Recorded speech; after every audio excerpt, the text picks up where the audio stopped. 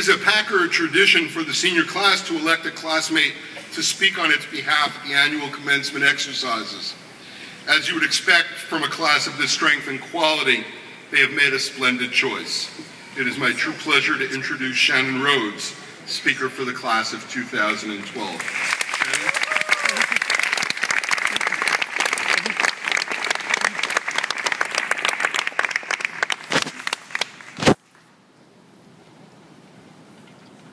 Looking back 15 years ago, when I still wore dresses and had straight hair, I had my first encounter with 170 Geralman. Packer actually waitlisted me. Can you believe it? But eventually I got in. On my first day of school, I cried because I didn't want to leave home. I was only 3 years old, starting something new, and I was doing everything possible to avoid it. At that time, I met 7 friends who accompanied me on the stage today. Jessie, Eve, Sarah, Sydney, Nora, and Henry. 15 years later, we're still together, and I may go back to crying because I'm starting something new again. It's hard to believe how long I've been around all my classmates and that it's sadly coming to an end. We've been together for some monumental events. During our high school careers, the Yankees have won the World Series, the Giants won the Super Bowl twice, and the Rangers and the Knicks have returned to prominence. Basically, if we stayed another couple of years, the Mets might even make the playoffs again. Packer was our backdrop when Barack Obama was inaugurated as the first African-American president. We witnessed large political movements like the Populist Tea Party and the Occupy Wall Street protests. Our generation embraced social media, and in terms of pop culture, I personally enjoyed catching Bieber fever. Some of us were here during 9/11, an experience that will always color our memories of 2nd grade. In fact, forever our memories of life-changing events will be associated with Packer. We will always remember the changes we've gone through. I remember when we were only 4, a much smaller version of Brendan and me climbed the big blue spiderweb, an only middle school climbing set, which used to sit where the atrium is today. Brendan fell off and broke his arm, which of course led us to get in trouble. Luckily, neither of us are troublemakers today. We had some extremely intense grade-wide games of manhunt in the garden. Other lower school milestones included that time in 4th grade when the teachers surprised us with tickets on opening day to Harry Potter, and the cafeteria finally got rid of Nesquik chocolate milk. We soon moved on to middle school and welcomed more of the people sitting up here tonight. In middle school, everybody thought we were trouble. In 5th grade, we got a little overexcited about email. We became addicted to games such as Ninja, Marble Whirl, and Club Penguin. Ashaya Mani, who used to play the violin in homeroom, is now dancing professionally on weekends for the NBA Philadelphia 76ers. Spencer doesn't spoil the ending of every book anymore when everyone else is mid-novel. Our parents had to deal with those insane middle school projects that required a truckload of lumber, sewing a toga, or transporting a tank filled with water. Let's be honest, all of those projects require parent involvement. We were golden with Miss Seiss, and we capped it off in 8th grade when Mikey fell in the reflecting pool in Washington, D.C. Once we arrived in high school, things actually calmed down. Yes, we experienced our own share of problems, but we also became one of the nicest grades at Packer. There are only 71 of us, and our size makes us close. About a month ago, we danced to Call Me Maybe in the Student Center and watched Miss Schrader dancing from inside her office. We opened a new chapter of Prism coverage. We had a good year in athletics, challenging the faculty in the senior game, and we rocked dance concert. On our senior trip to Baltimore, we received some letters from our former freshman selves, a truly eye-opening experience. Some of us realized that our writing skills have improved greatly. Certain people couldn't grasp how childish they sounded only 4 years ago. We talked about cute girls and cute boys, dreams we had, and events we wanted to live through in high school. Letters were openly shared, and some tears were shed.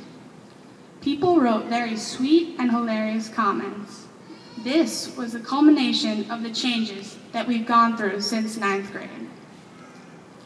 Next, I'm going to highlight one of my favorite Drake quotes, so bear with me.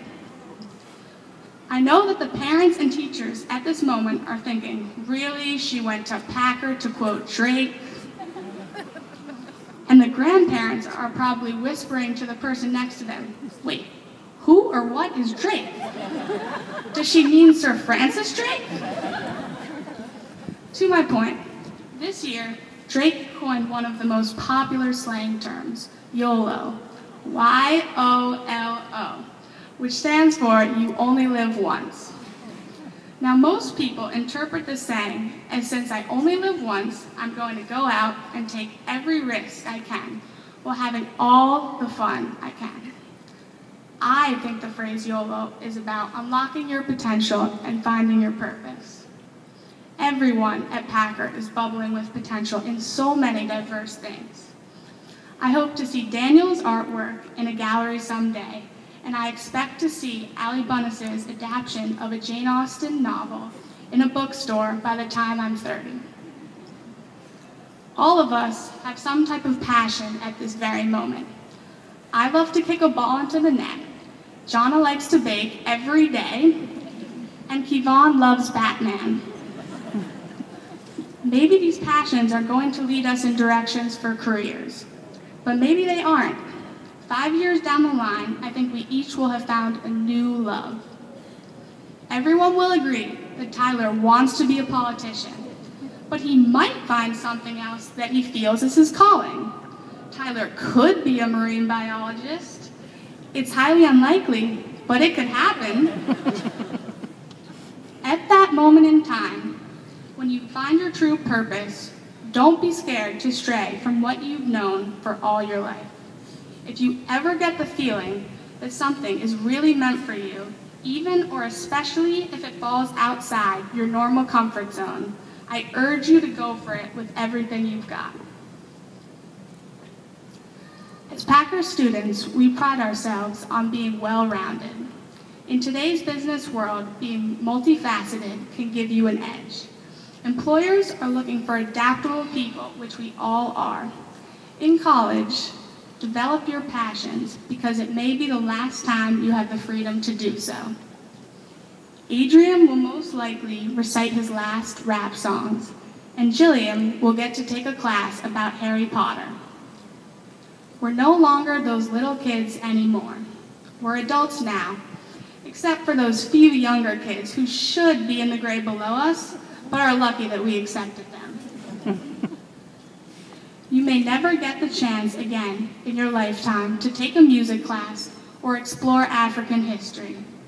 As Mr. Flannery and Miss Ciotti would say, carpe diem. Most of us are leaving Brooklyn and the city behind. Next year, we will no longer be able to stroll along the promenade or get that $5 lunch special at Lychee Nut. There will be no regular visits to the High Line or to Central Park for a picnic. The Court Street Movie Theater will no longer be our source for the newest movies. And to Eve, I've heard that they have especially good apples upstate, so it's a good thing you're going to Cornell.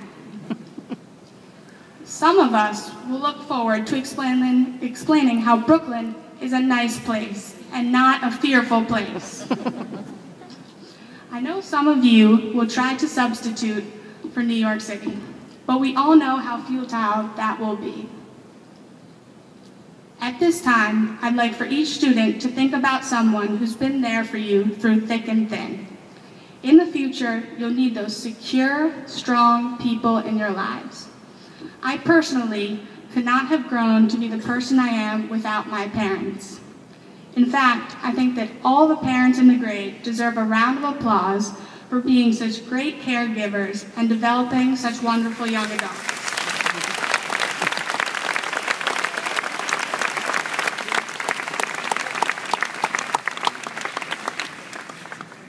It's good to keep in mind where you're going, but even more important to remember where you come from.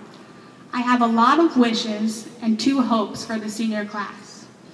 First, I hope that when you're in college, you go out of your way to see a women's sporting event, or you can come to one of my games.